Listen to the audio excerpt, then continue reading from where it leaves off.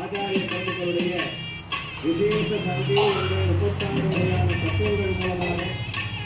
அந்த ஆச்சாரிய பிரபுக்கள்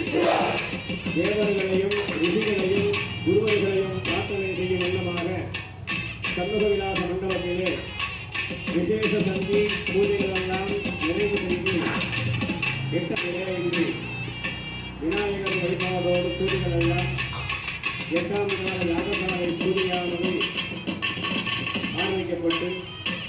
இதுகாலம் செய்யப்பட்ட கிரியானது